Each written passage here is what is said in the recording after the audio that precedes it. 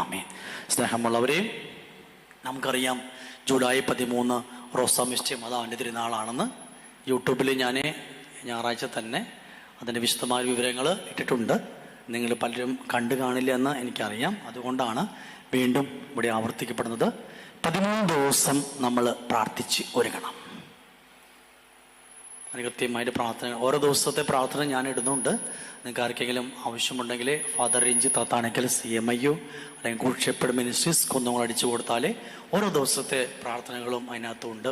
13 ദിവസത്തെ പ്രാർത്ഥനകളും ഓരോ ദിവസം ഇന്നും ഇന്നലെ കഴിഞ്ഞു, ഇന്നലെ ഇന്നിട്ടിട്ടുണ്ട്.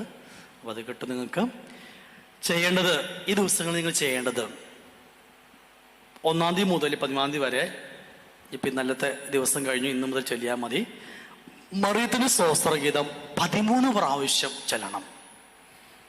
മറിയത്തിൻ്റെ സ്തോത്രഗീതം 13 പ്രാവശ്യം 1 മുതൽ 10 വരെ ചെല്ലണം. ഈ 13 ദിവസത്തിൽ ഒരു ദിവസം കുമ്പസാരിച്ചൊരുങ്ങിയിട്ട് സാധിക്കുന്നവരെ ദൈവബലി സംബന്ധിക്കാം. 13 ദിവസം സാധിക്കുന്നവരെ ദൈവബലി സംബന്ധിക്കാം. ഇന്നലത്തെ നമ്മൾ കഴിഞ്ഞു. നാളെ മുതൽ, ഇന്നു മുതൽ നാളെ മുതൽ തുടങ്ങിയാലും കുഴപ്പമൊന്നുമില്ല. ഇനി ഈ ദൈവബലി സംബന്ധിക്കാൻ സാധിക്കും, അതൊരു വിഷമിക്കൊന്നും വേണ്ട. 40 വിശ്വാസ പ്രമാണം, 40 എത്രയും നീളം മാതാവ് ചൊല്ലിയിട്ട്, ചിലർക്ക് ആരോഗ്യപരമായ കാരണങ്ങളാൽ കാലത്ത് എൻ്റെ പള്ളി പോകാൻ സാധിക്കാത്തവരുണ്ടാവും, വയ്യാത്തവരുണ്ടാവും, ഓൺലൈനിൽ കൂടുന്നവരുണ്ടാവും. അവർക്കൊന്നും സാധിക്കുന്നു വരുന്നില്ല. അപ്പം അങ്ങനെയാണെങ്കിൽ നിങ്ങൾ ഓൺലൈൻ കുർബാനയോ സംബന്ധിക്കുന്നത് നല്ലതായിരിക്കും. അല്ലാത്ത പക്ഷം അതും പറ്റില്ല, ജോലിക്ക് പോകേണ്ട തിരക്കൊക്കെ ഉണ്ടെങ്കിൽ നിങ്ങൾ 40 എത്രയും മണാവോ 40 വിശ്വാസം അഞ്ജലി അതിന് പകരം വെച്ച് പ്രാർത്ഥിക്കണം. പകരം ആവില്ല, എന്നാലും അതിനോട് ചേർന്ന് പ്രാർത്ഥിക്കാനായിട്ട് ആഹ്വാനം ചെയ്യുന്നു. ഇനി 13 ദിവസം റോസാമിസ്റ്റി മാതാവിൻ്റെ നോവേന ചൊല്ലി പ്രാർത്ഥിക്കണം. ഒന്ന് നമ്മുടെ ഇവിടെയുള്ള നോവേന ചൊല്ല, അല്ലെങ്കിൽ ഓരോ ദിവസവും ഞാൻ നോവേന പ്രാർത്ഥനകൾ ഓരോ ദിവസത്തെ പ്രാർത്ഥനയായിട്ട് ഇടുന്നുണ്ട്. അത് നിങ്ങൾക്ക് ലഭിക്കുന്നതായിരിക്കുന്ന പ്രത്യേകം ഓർമ്മിപ്പിക്കുകയാണ്. എന്നിട്ട് 13 വരുമ്പോൾ നിങ്ങൾ ഒരു റോസാ പുഷ്പം കൊണ്ടുവരണം. റോസാപ്പൂവ് വീട്ടിലില്ലെങ്കിൽ 5 രൂപയോ 10 രൂപ കൊടുത്ത ഒരു റോസാപ്പൂവ് വാങ്ങിക്കാൻ കിട്ടും. അത് വാങ്ങിച്ച് നിങ്ങൾ അന്നേ ദിവസം മാതാവിന് സമർപ്പിക്കാനായിട്ട് കൊണ്ടുവരണം. ഇവിടെ വലിയൊരു ട്രേ വെച്ചിട്ടുണ്ടാവും, അതിൽ സമർപ്പിക്കാം. സമർപ്പണം കഴിഞ്ഞിട്ട് അത് വെഞ്ചരിച്ചിട്ട് എതിർലാക്കിയിട്ട് നിങ്ങൾക്ക് തന്നെ തിരിച്ചു വരും.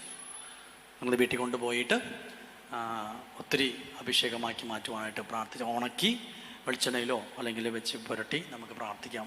അസുഖമുള്ള സ്ഥലങ്ങൾ പുരട്ടാനൊക്കെ ഉപയോഗിക്കാവുന്നതാണെന്ന് പ്രത്യേകമായിട്ടും ഓർമ്മിപ്പിക്കുകയാണ്.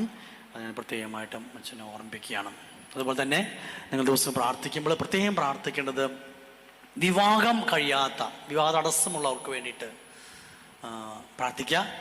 കഴിഞ്ഞ കൊല്ലം നമുക്കറിയാം, എനിക്ക് തോന്നുന്നത് 8 പേർ, 5 പേർക്ക് നമ്മൾ വിളിച്ചു പറഞ്ഞു, പക്ഷേ 8 പേർക്ക് കുഞ്ഞുങ്ങളുണ്ടായിട്ടുണ്ട്.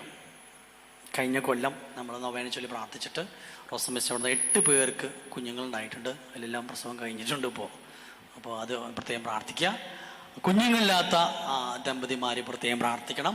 ഒപ്പം തന്നെ വിവാഹ തടസ്സമുള്ളവരെ പ്രത്യേകം പ്രാർത്ഥിക്കുക. സ്ഥലം വിറ്റു പോകാനായിട്ട് ജോലി തടസ്സമുള്ളവരെ, ഈ 4 കാര്യങ്ങൾ പ്രത്യേകമായിട്ടും നിങ്ങൾ സാമ്പത്തിക കടബാധ്യത മാറാനായിട്ട് 5 കാര്യങ്ങൾ സമർപ്പിച്ച് നമുക്ക് പ്രത്യേകം നിയോഗിച്ച് പ്രാർത്ഥിക്കാം. അപ്പോൾ നമുക്ക് ദിവസങ്ങളിലൊക്കെ ഒത്തിരി അഭിഷേകങ്ങളും ഈ വരും ദിവസങ്ങളൊക്കെ ആയിട്ട് അതിൻ്റെ അനുഗ്രഹം നമുക്ക് ലഭിക്കുകയും ചെയ്യുന്ന പ്രത്യേകമായിട്ടും ഓർമ്മിപ്പിക്കുകയാണ്. ഇവിടെ വന്ന് പ്രാർത്ഥിക്കാൻ പറ്റാത്തവരാണെങ്കിൽ, ഇപ്പോൾ ദുബായിലാണ്, കുഞ്ഞുങ്ങളില്ല, പ്രാർത്ഥിച്ചുകൊണ്ടിരിക്കുന്നുണ്ടാവും, അല്ലെങ്കിൽ വിവാഹം നടക്കുന്നില്ല, ദുബായിലോ ഇവിടെയൊക്കെ ഉണ്ടെങ്കിൽ അപ്പോൾ അവരോട് ഓൺലൈനിൽ യൂട്യൂബ് ലിങ്ക് അയച്ചു കൊടുത്തിട്ട് ഓൺലൈനിൽ യൂട്യൂബിൽ കയറിയിട്ട് അതിൽ 13 തീയതി സമർപ്പണത്തിൽ സംബന്ധിക്കാനായിട്ട് പ്രത്യേകം അച്ഛനെ ഓർമ്മിപ്പിക്കുകയാണ്. ദൈവം നിങ്ങൾ സമൃദ്ധമായിട്ടും ആസ്വദിച്ച് അനുഗ്രഹിക്കട്ടെ എന്ന് ആശംസിക്കുന്നു. പിതാവിൻ്റെയും പുത്രൻ്റെയും പരിശുദ്ധാത്മാവിൻ്റെയും നാമത്തിൽ ആമേൻ.